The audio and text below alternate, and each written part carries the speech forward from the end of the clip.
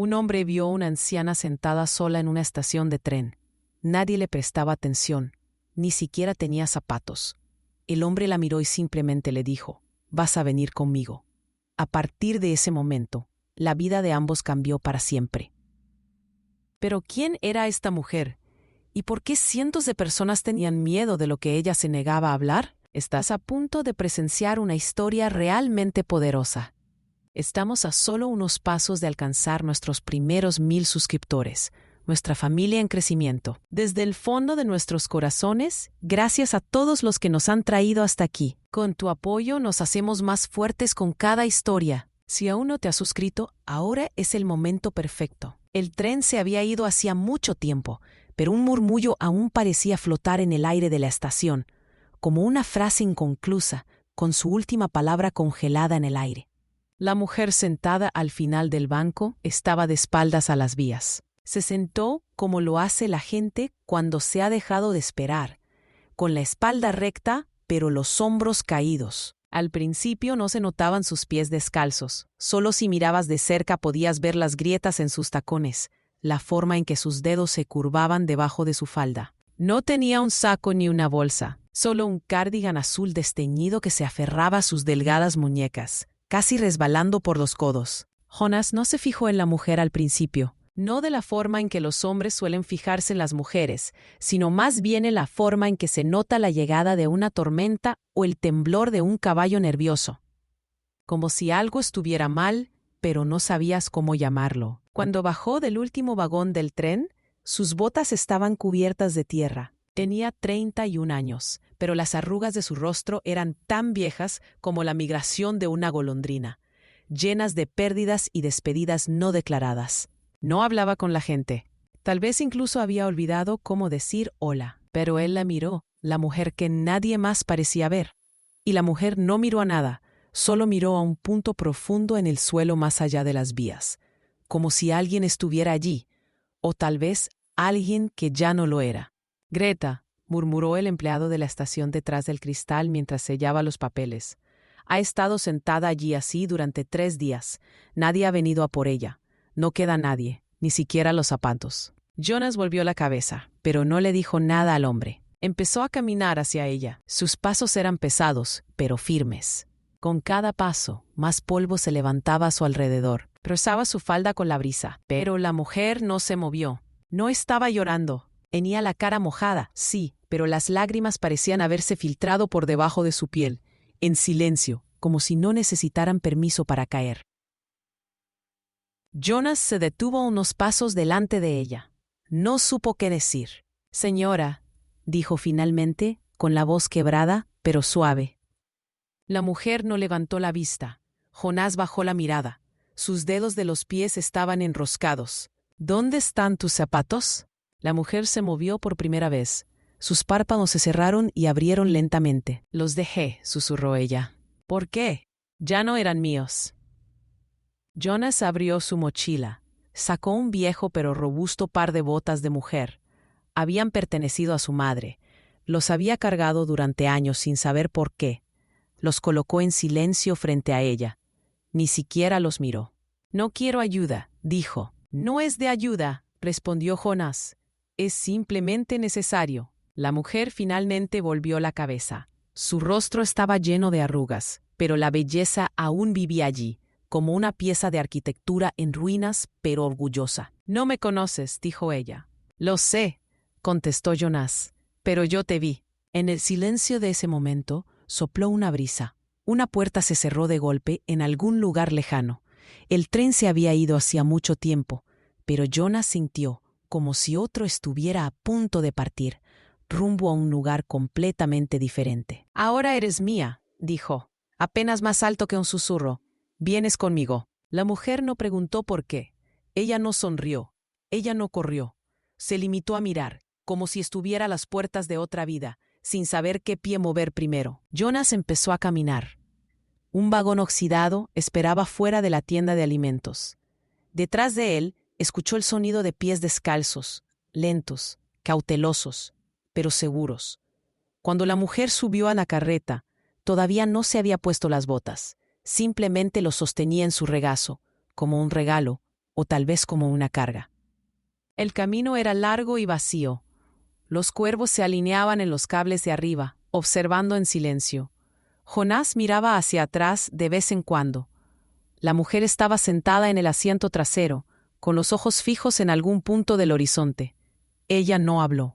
«¿Cómo te llamas?», preguntó Jonás. Mucho más tarde, casi en un susurro, respondió. «Mara». Jonás asintió, aflojó las riendas. El viaje había comenzado, y nada volvería a ser igual. El primer día no hablaron en absoluto. El camino se extendía como una sola línea.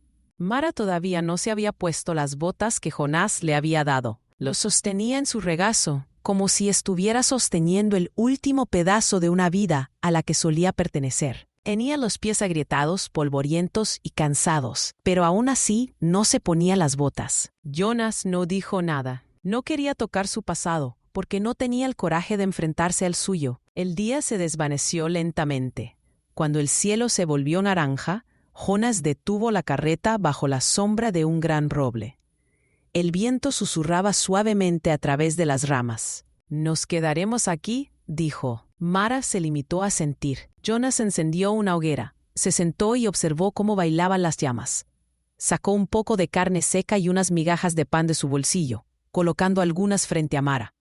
La mujer extendió las manos hacia el fuego. Sus dedos eran largos y gráciles, pero sus articulaciones parecían rotas. Manos que antes hacían un trabajo delicado, ahora se retraían en sí mismas.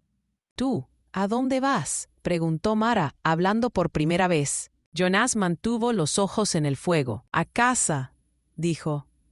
«Ni siquiera sé si todavía está allí, pero no tengo a dónde ir». Mara lo miró con los ojos entrecerrados. «Hablas como alguien que se escapó de casa». Jonás se encogió de hombros. «A veces volver atrás es tan difícil como huir». Se hizo el silencio. Aparte del fuego crepitante, no se oía ningún sonido. El cielo comenzó a llenarse de estrellas. Jonás se acostó a dormir, usando su chaqueta como almohada. Mara se sentó un poco más cerca del fuego, todavía sosteniendo las botas en su regazo. Los miró durante mucho tiempo, luego a Jonás. Finalmente colocó suavemente las botas en el suelo, recogió una y se la puso en silencio. Luego el otro. Eran un poco grandes para sus pies, pero no importaba. Cuando se los puso, respiró hondo, como si se hubiera metido en otra piel, como si hubiera salido de su antiguo cuerpo. «No me llamo Mara», dijo. Jonás no se movió. «¿Qué?». La mujer volvió los ojos al cielo. «Mi verdadero nombre es Clara. Mara fue solo algo que dije en el camino. Hacía mucho tiempo que no decía mi nombre real». Jonás giró la cabeza y la miró. «Clara». La mujer asintió en silencio. «Antes me llamaban Clara, luego otras cosas, sobre todo cosas peores». Jonás se quedó en silencio durante un rato. «Mi nombre es Jonás, pero hubo un tiempo en que la gente me llamaba de otra manera. Pensé que lo había olvidado». Clara lo miró. «No lo olvidaste. Acabas de silenciarlo». Uno de los troncos del fuego se agrietó y las chispas salieron disparadas hacia arriba.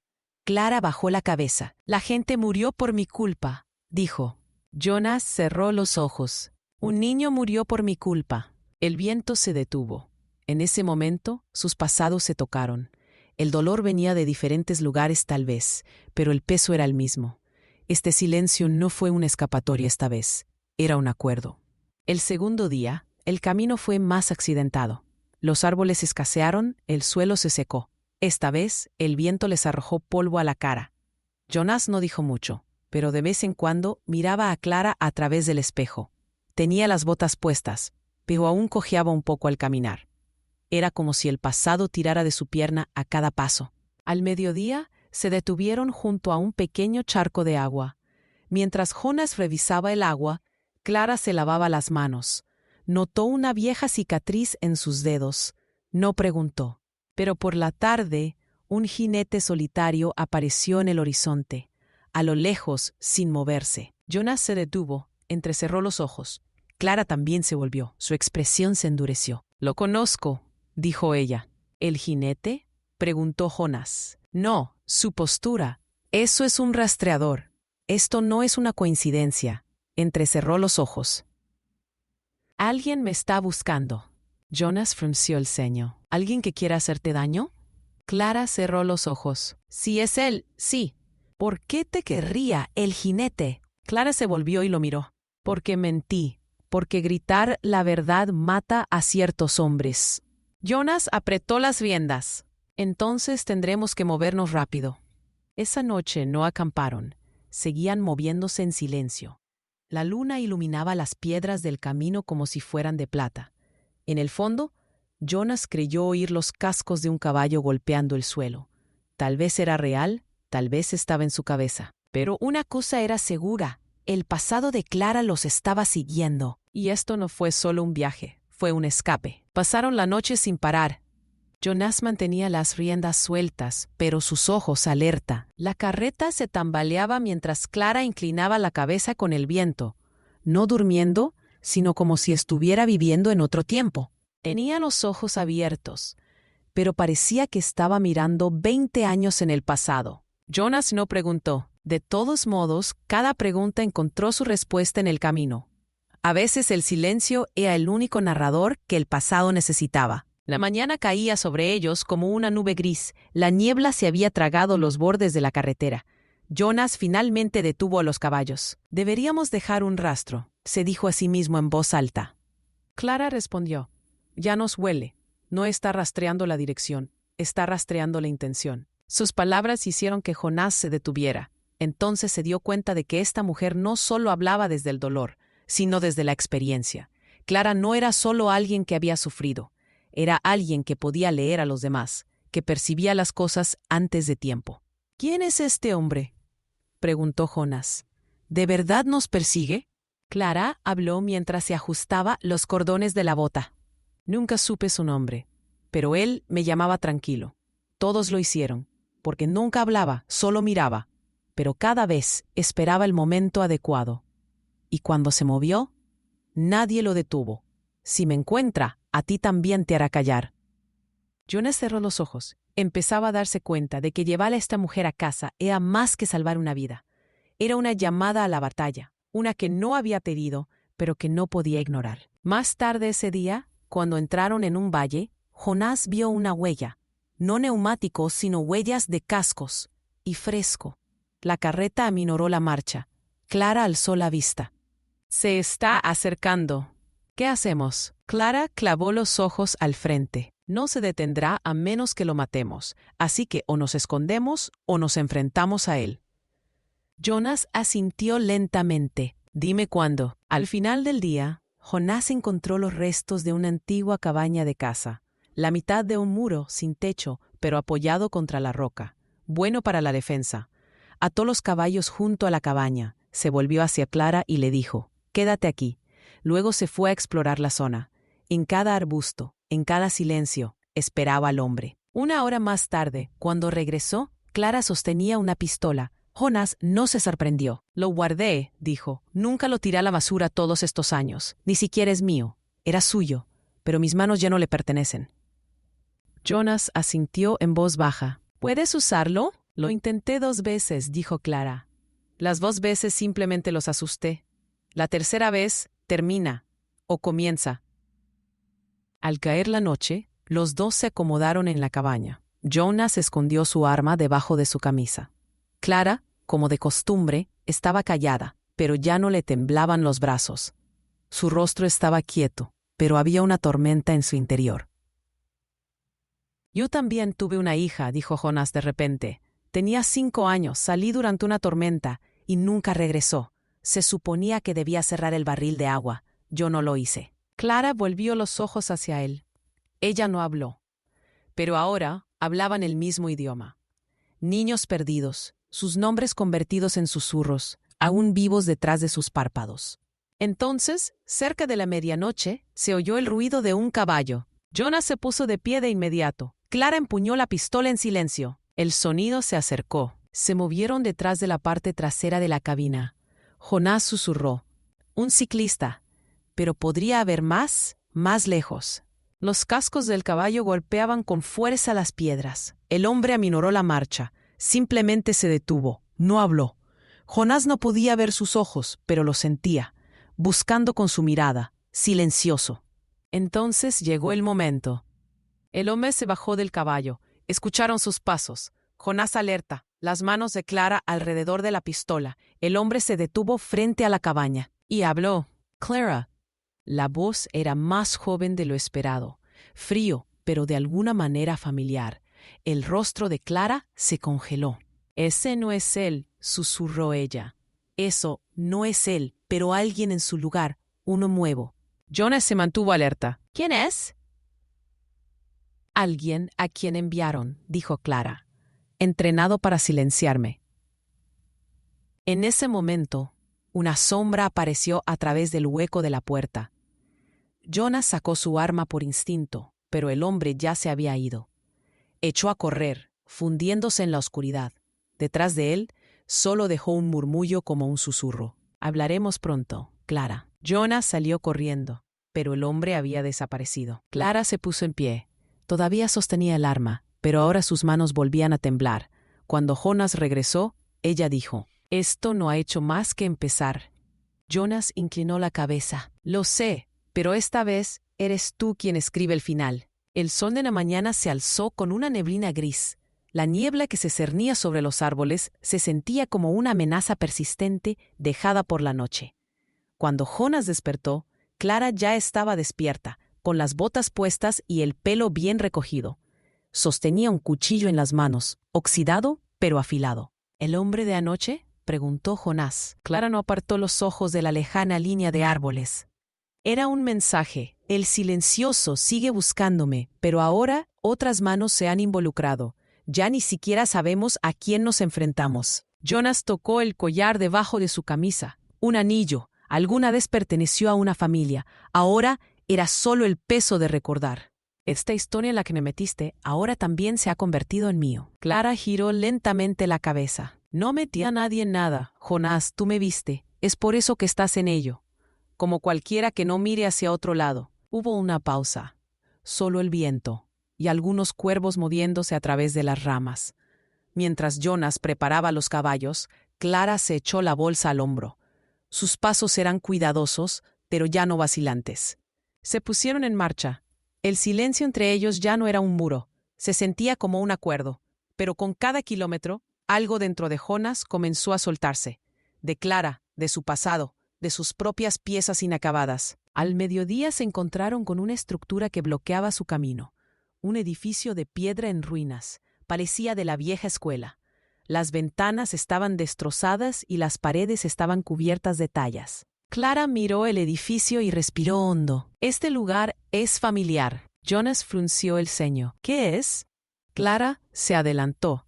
Pasó los dedos por la piedra. Yo daba clases de música aquí. A las niñas. Cantábamos canciones. Aplaudíamos al compás. Entonces alguien vino y dijo, «El silencio es más virtuoso». Jonas la observó. «¿Quién dijo eso?» Clara volvió la cara. «Mi esposo. Era un predicador. Usaba las palabras de Dios en público, pero en casa solo hablaban sus puños». Jonas cerró los ojos. «¿Y tu hija?» Clara palideció de repente. Ella lo escuchó todo. Todo. Un día bajó al sótano de la iglesia y escribió sus propias palabras en la pared. «Los dioses falsos no nos hacen daño. Los padres cobardes sí». Alguien lo leyó. Me echaron la culpa a mí, me la quitaron. Pero ella se escapó, nunca regresó. Jonas se agachó. «Ella todavía te ama». Los ojos de Clara estaban congelados. «El amor no es suficiente. Me enterraron, Jonás, mientras aún estaba vivo. Luego me abrí paso a través de la tierra con mis propias manos, pero cada vez todo lo que encontraba era silencio». En ese momento un disparo resonó a lo lejos, corto, agudo. Luego el silencio. Entonces los pájaros se dispersaron. Jonas corrió hacia los caballos. Ese era para nosotros. Clara bajó la cabeza. «Todavía está mirando. A lo mejor ya estamos rodeados». La voz de Jonás era firme. «No dejaré que te alejen de mí otra vez esta noche». Se movieron, permaneciendo agachados detrás de los edificios. A cada paso, Clara caminaba como si llevara su pasado a cuestas.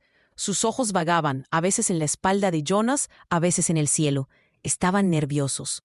A medida que se acercaba la noche, encontraron un lugar seguro para acampar, rodeados por un muro de piedra, lleno de arbustos y con una sola forma de entrar. Jonas mantuvo la fogata pequeña. Clara acercó sus cansadas rodillas a las llamas, frotando el borde de su bota con los dedos. «¿Sabes?», dijo ella, «a veces alguien aparece y te salva sin decir una palabra, con solo mirar, sin preguntar nada. Y tú no puedes llorar. Al principio no, porque tu voz se ha ido, pero tu cuerpo recuerda». Jonas inclinó la cabeza. «Cuando te vi por primera vez, escuché la voz de mi hija, como una canción de cuna que nunca se terminó». Luego se oyó un susurro, muy cerca. Al instante, Clara agarró su arma. Jonás se puso de rodillas. Una sombra se movió entre los arbustos. «No lo hagas», dijo Jonás en la oscuridad. «No hagas algo estúpido». Silencio. Luego una voz suave, como la de un niño. «¿Clara?». Clara se quedó paralizada. Su arma tembló. Jonás la miró. «¿Conoces esa voz?». Clara avanzó lentamente, todavía con la pistola en la mano. Sus pasos se alargaron, y cuando se acercó a la figura detrás de los arbustos, sus rodillas casi se rindieron. Frente a ella había una joven de unos 20 años, cubierta de tierra, con los ojos muy abiertos, pero familiares. «Edith», susurró Clara, apenas respirando. La joven no lloró, pero sus ojos estaban cansados de llorar. «Mamá», dijo simplemente, «nunca te olvidé». Jonas se quedó quieto. Lentamente se llevó una mano al pecho. En ese momento, muchas cosas cambiaron. Las lágrimas de Clara fluyeron en silencio. La joven dio un paso hacia ella, pero no se abrazaron. Todavía no. Todavía quedaban años e innumerables palabras entre ellos. Pero esto ya no funcionaba. Este fue el comienzo de enfrentarlo. A esa hora de la noche, nada estaba claro. Ni el aire, ni sus corazones, ni las palabras que esperan ser dichas. Clara solo podía respirar, con los ojos fijos en su hija. El rostro de Edith sostenía el peso de los años, la suciedad del camino y la marca de una guerra silenciosa. Ninguno de los dos se abrazó, porque algunas distancias no se miden solo por el espacio, sino por el tiempo. Jonas no se interpuso entre ellos. Volvió al fuego, con los ojos vueltos a la oscuridad. Pero sus oídos estaban esperando la voz de Clara, para que ella contara la historia sobre la que había guardado silencio durante tanto tiempo. Clara finalmente habló. Su voz era baja, pero firme. «Traté de comunicarme contigo. Envié una carta una vez, pero nunca me llevó. Entonces escuché. Te despojaron de todo lo que te recordara a mí». Edith apretó los labios. «Durante años me hicieron creer que mi madre estaba loca. Ellos dijeron que usted declaró que la iglesia era pecadora. Entonces le prohibieron a cualquiera que dijera tu nombre. Cuanto más te quedabas callado, más escuchaba». Clara cerró los ojos. «Me quemaron, Edith. Me enterró, pero nadie usó una pala. Simplemente se quedaron en silencio. Esa fue la peor parte». Edith bajó la cabeza. «Me escapé, y no quería encontrarte, porque si lo hacía, tenía miedo de descubrir que realmente eras alguien a quien temer». Esas palabras golpearon a Jonás como una piedra en el pecho, porque sabía que lo único que un niño teme más que perder el amor es ser decepcionado. Clara no se acercó, pero su voz se suavizó. «Traté de salvarte, pero en lugar de llevarte, simplemente corrí. Yo llevo eso, despierto, incluso en mi sueño, que me tenías miedo. Ese es mi mayor castigo». Un tronco se rompió en el fuego. Jonas se estremeció. Miró en la oscuridad. Pasó una sombra. Luego otro. «Se nos acabó el tiempo para hablar», dijo. «Alguien viene». Edith se puso en pie de un salto. «Me persiguen», dijo. «Quieren silenciarme antes de que empieces a hablar». El rostro de Clara se enfrió. «¿Quién?». «No son nadie, pero tienen dinero, y son como una unión de personas que quieren enterrar el pasado. Todos los que le temen a la verdad, los que custodian la vieja iglesia, los que alimentan el silencio». Jonás se puso en pie. «No podemos correr, pero podemos hablar». Clara lo miró. «Solo somos 3». Jonás negó con la cabeza. «No, cuando hables, estaré a tu lado, y entonces no seremos solo 3. Todos los que decidan escuchar estarán con nosotros». Pasaron la noche preparándose. Jonás limpió su viejo rifle. Clara afiló su bastón. Edith le mostró a Jonás algunos viejos escritos. notas que Clara había escrito en secreto años atrás, nunca publicadas, pero que aún estaban cosidas en el forro de su mochila. Por la mañana los tres estaban listos, y la mañana no llegó sola. Cuando llegaron los jinetes, el suelo se agrietó. 12 hombres. Algunos eran familiares para Edith, viejos rostros de la congregación de la iglesia. El resto eran jornaleros, pagados para guardar silencio. Al frente de ellos estaba él, el silencioso. Ahora era mayor, pero aún se mantenía erguido. Sus ojos estaban fríos. Cuando Jonas vio esa mirada, no buscó su arma, porque sabía que lo que había que combatir aquí no eran las balas, sino las palabras. El silencioso no dijo nada. Edith dio un paso al frente. «Basta», dijo ella. «Enterraste el pasado, pero seguimos respirando. Y ahora cada aliento traerá tu ruina». El hombre levantó la barbilla. Con un gesto, los demás comenzaron a dispersarse. Clara arrojó una carta al fuego. Las llamas se elevaron. La voz de Jonás se elevó con ellos. Si la voz de una mujer te asusta hoy, entonces el silencio que te protegió durante años fue una mentira más grande. El silencioso finalmente habló, su voz como piedra. Si volvemos a oír esa voz, hasta tu tierra será tomada. Puh. Clara dio un paso al frente. Lo escucharás de nuevo, porque no es a mí a quien me están silenciando ahora. Es mi hija la que habla, y yo soy su eco. En ese momento el hombre dio un paso, echó mano a su arma, pero Jonás era más rápido, levantó el cañón, no disparó, pero su voz era suficiente. Si el primer disparo viene de ti, el resto vendrá de nosotros. El silencioso sonrió. El miedo se desvanece con el tiempo, pero una gota de sangre vale toda una vida. Luego se volvió, y los demás lo siguieron. Se fueron, pero detrás de ellos dejaron una amenaza y una elección. Clara, Edith y Jonás ahora se enfrentaban a algo más que a su pasado. Se enfrentarían al pueblo. La ciudad estaba tranquila, pero no era la tranquilidad de la paz. Era el silencio de la culpa, empapado en las paredes, resonando en los tejados de madera, enterrado bajo las alfombras como recuerdos olvidados. Jonás, Clara y Edith llegaron juntos. Los tres estaban cansados, pero caminaban erguidos. La plaza del pueblo no había cambiado a lo largo de los años, pero los tres que entraron ya no eran las mismas personas. El cabello de Clara ya no era un desastre, no estaba apoyada en su bastón, estaba caminando. Los ojos de Edith seguían insomnes, pero firmes. Jonás estaba desarmado, pero sus hombros estaban colocados como una armadura. El alguacil los recibió en la puerta. Su rostro estaba tenso. «Recibimos una advertencia», dijo. «Puede que tenga que detenerte». «Si no lo haces», dijo Edith, «esta ciudad acabará con heridas más profundas». El sheriff se volvió hacia Clara. «¿De verdad quieres hablar?» «Ellos elegí olvidar». Clara dio un paso adelante. «Pero recordamos, y no nos quedaremos callados más». Se reunieron en la vieja iglesia. La gente llenaba la sala, sentado en silencio, observando, curioso, pero cauteloso. Algunos ni siquiera reconocieron a Clara. Otros bajaron la cabeza. El silencioso no llegó, pero el muro de miedo que había construido a lo largo de los años seguía en sus ojos. Clara subió al púlpito. ¿No le tembló la mano? «Me llamo Clara Weber», dijo. «Una vez me llamaron la mujer que cantaba, entonces un mentiroso, luego loco. Entonces dejaron de decir mi nombre en absoluto, porque me quedé callado, porque me silenciaron». Los susurros se elevaban desde los bancos. «Vivía en una casa donde un hombre confundía el amor con Dios, y cuando alcanzó a mi hija, quemé una iglesia para detenerlo. Pero ninguno de ustedes escuchó eso, porque en ese entonces hablar era un pecado mayor». Sus ojos escudriñaron a la multitud. No lloró. Edith se acercó lentamente al lado de su madre. Estaban juntos en el púlpito.